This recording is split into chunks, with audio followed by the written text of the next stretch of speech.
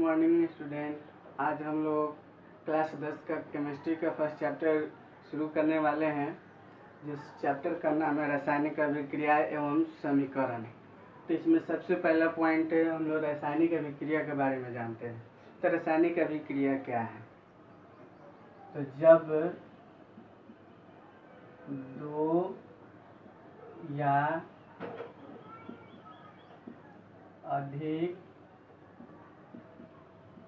पदार्थ मिलकर एक नए गुण धर्म वाले पदार्थ का निर्माण करते हैं,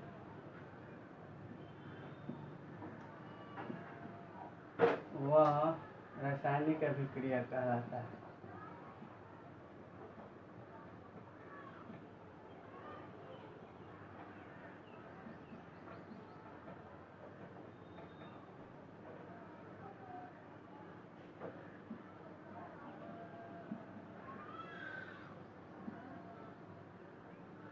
यानी रासायनिक अभिक्रिया क्या है? तो जब दो या अधिक पदार्थ मिलकर एक नए गुणधर्म वाले एक नए पदार्थ का निर्माण करते हैं तो उसे हम लोग रासायनिक अभिक्रिया कहते हैं। जैसे एग्जाम्पल से हम लोग समझते हैं, जैसे मान लीजिए कि हाइड्रोजन और ऑक्सीजन मिलकर जल का निर्माण करते हैं। H2 प्लस O2 अभिक्रिया करके H2O का निर्माण करते हैं। इसको संतुलित कर दिया जाए, यानी ये दो जो अलग अलग पदार्थ हैं और ये दोनों मिलकर एक तीसरे पदार्थ का निर्माण करते हैं। इसका गुण जो है इन दोनों के गुण से अलग है।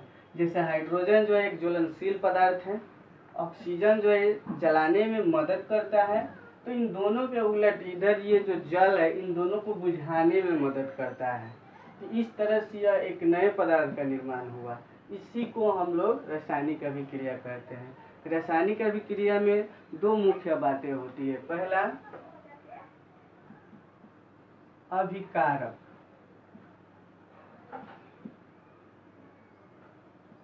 तो अभिकारक क्या है? रासायनिक अभिक्रिया में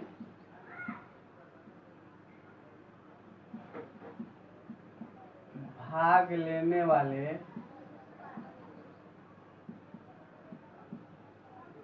पदार्थ को अभिकारक कहते हैं।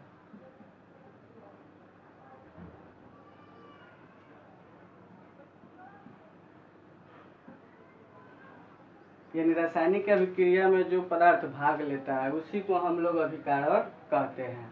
दूसरा पॉइंट इसमें का है प्रतिफल या उत्पाद। तो रासायनिक अभिक्रिया के फलस्वरूप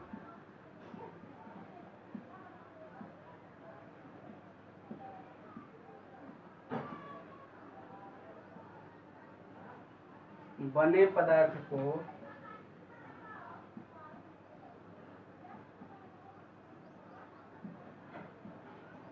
प्रतिफल कहते हैं।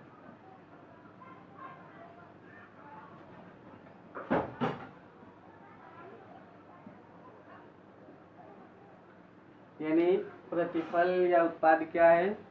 तो रासायनिक अभिक्रिया के फलस्वरूप जो पदार्थ बनते हैं उसी को हम लोग प्रतिफल या उत्पाद कहते हैं। जैसे कि एग्जाम्पल से समझते हैं,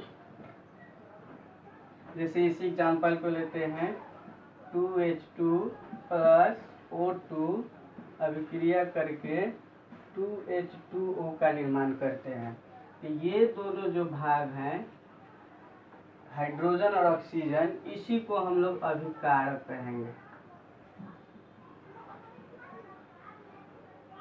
अभिकारक कहेंगे, और ये जो आपका होगा भाग ये प्रतिफल होगा, क्योंकि इनके फलस्वरूप ये बनता है। तो एक रासायनिक अभिक्रिया हो रही है, उसके फलस्वरूप ये बन रहा है, और ये दोनों भाग ले रहे हैं। तो ये अभिकारक हो गए और ये प्रतिफल हो गए। अब आगे बढ़ते हैं।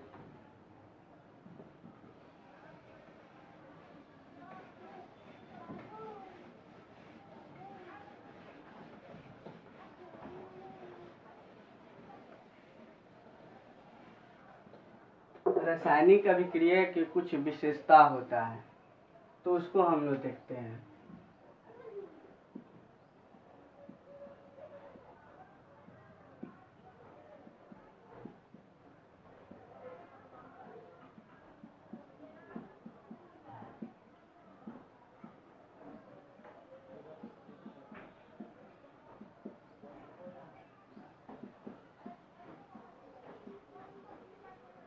तो रासायनिक अभिक्रिया की 5 विशेषताएं होती है। पहला है गैस की उत्पत्ति,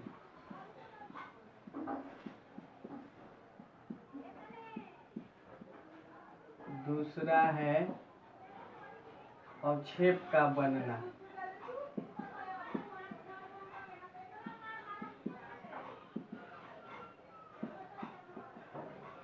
तीसरा है रंग परिवर्तन,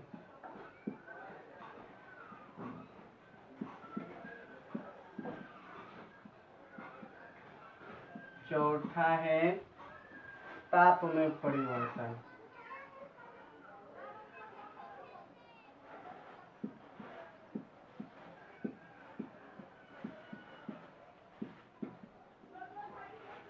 और पांचवा है अवस्था में परिवर्तन।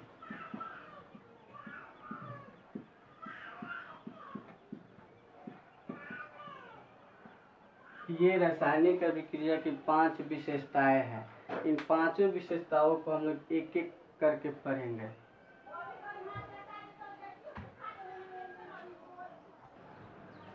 देखिए, 1 नंबर गैस की उत्पत्ति में कुछ ऐसी रासायनिक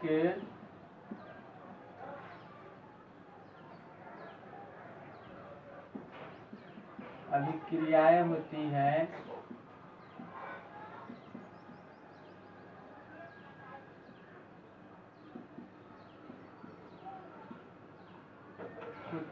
जिनसे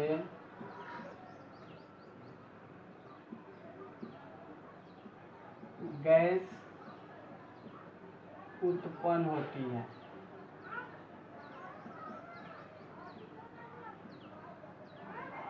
एग्जाम्पल, जिंक जब अभिक्रिया करता है सल्फ्यूरिक अम्ल से H2SO4 से, तो ये बनाता है zinc sulphate plus hydrogen gas. यानी इस अभिक्रिया में यानी जिंक सल्फ्यूरिक अम्ल से अभिक्रिया कर रहा है, तो जिंक सल्फेट के साथ साथ गैस भी बना रहा है, यानी ये गैस की उत्पत्ति हो रही है। यही है गैस की उत्पत्ति। अब 2 नंबर में है अवक्षेप का बनना।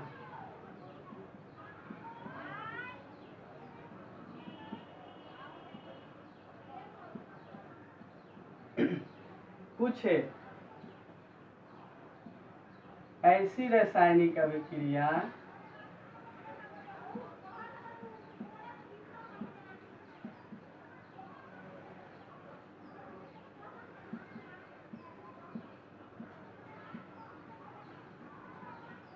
जिनमें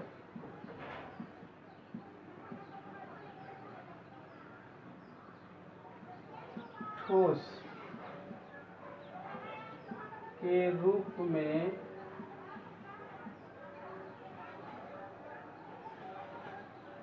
अवक्षेप बनता है।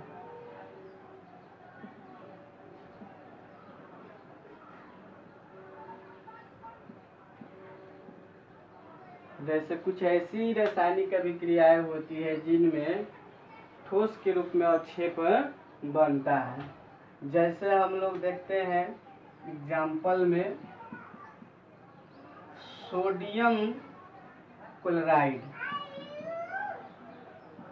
सोडियम क्लोराइड जो है अभिक्रिया कर रहा है सिल्वर नाइट्रेट से।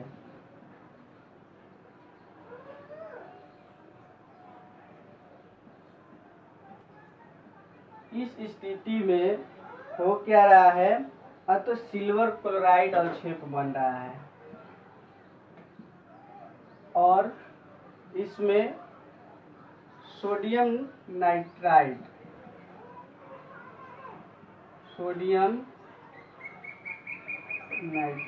भी बनता है। यानी कुछ ऐसी रासायनिक अभिक्रियाएं होती है जिनमें ठोस के रूप में अवक्षेप बनता है। जैसे सोडियम क्लोराइड को सिल्वर नाइट्रेट से अभिक्रिया कराया जा रहा है तो सिल्वर क्लोराइड जो एक अवक्षेप के रूप में बनता है। तो इसी को यहाँ पर हम इंडिकेट कर देंगे। ये जो एक प्रकार का अवक्षेप है।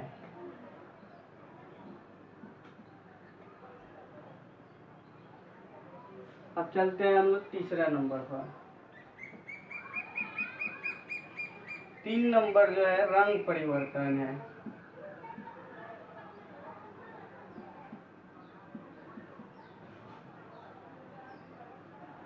कुछ ऐसी रासायनिक अभिक्रियाएं होती हैं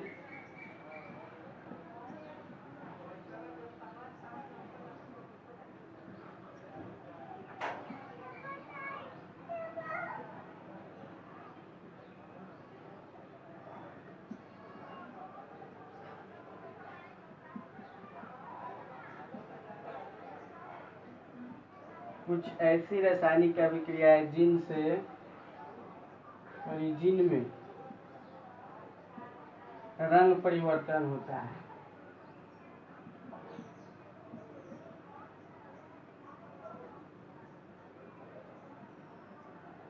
रंग परिवर्तन होता है जैसे में पोटेशियम परमैंगनेट के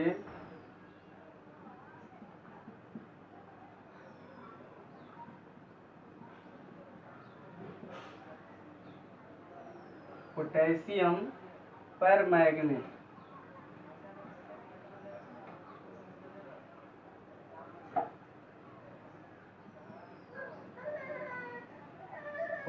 परमैंगनेट के बैंगनी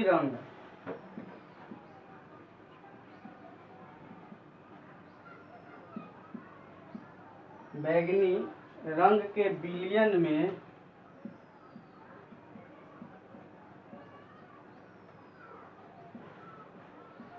नींबू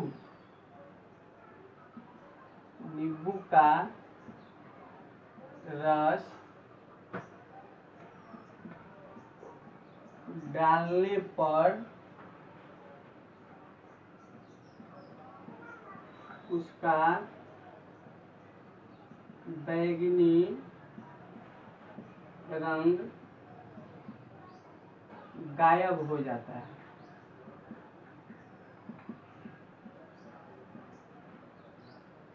यानी रंग में परिवर्तन।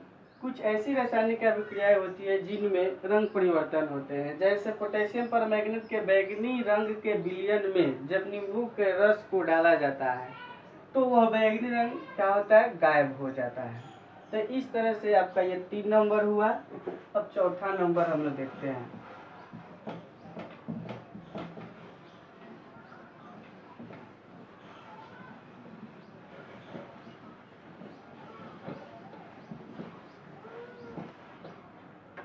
चौथा नंबर है ताप में परिवर्तन।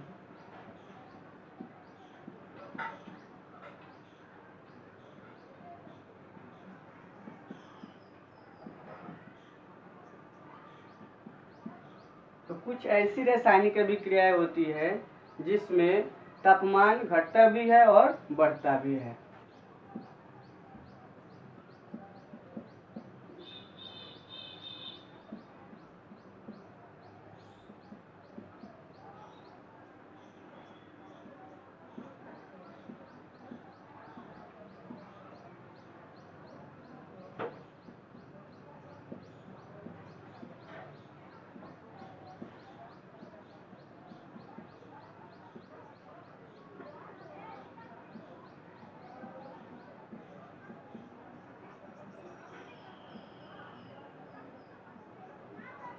जैसे में इसमें समझेंगे हम लोग, काली चूना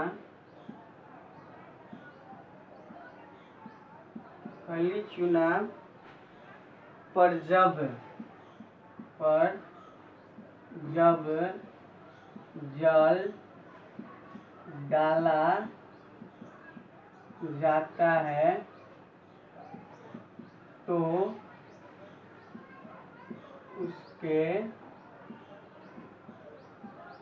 विलयन का ताप बढ़ जाता है। यानी कुछ ऐसी रासायनिक अभिक्रियाएं होती है जिसका तापमान घटता है और बढ़ता भी है। जैसे कि काली चूना, जो हम लोग घरों में पेंट करने के लिए चूना का प्रयोग करते हैं, उस काली चूना पर जैसे ही हम लोग जब जल डालते हैं तो उसमें से बहुत तरह की बुझबुझी टाइप का निकलता है, और फिर उस पानी में जो वो डाला जाता है उस पानी का ताप भी बढ़ जाता है, वह गर्म महसूस होता है। तो वही यहाँ पर ताप में परिवर्तन कहा जाता है। अब हम लोग 5 नंबर देखेंगे, अवस्था में परिवर्तन।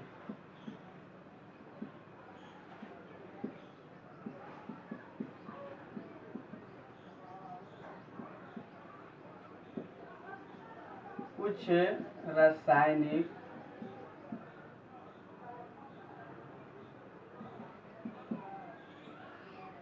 रासायनिक अभिक्रिया के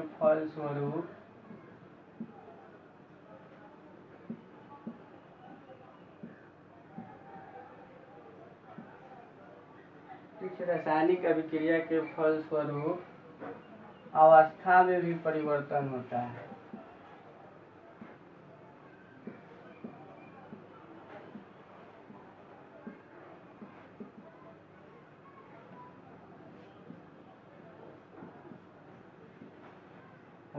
इसका हम लोग एग्जाम्पल देखते हैं। जैसे मोमबत्ती को जलाने पर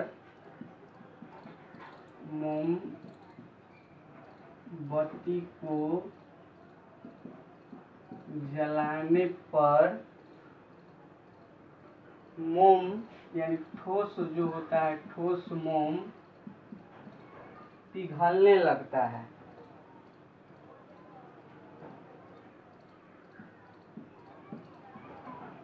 पहले द्रव और फिर गैस में बदल जाता है।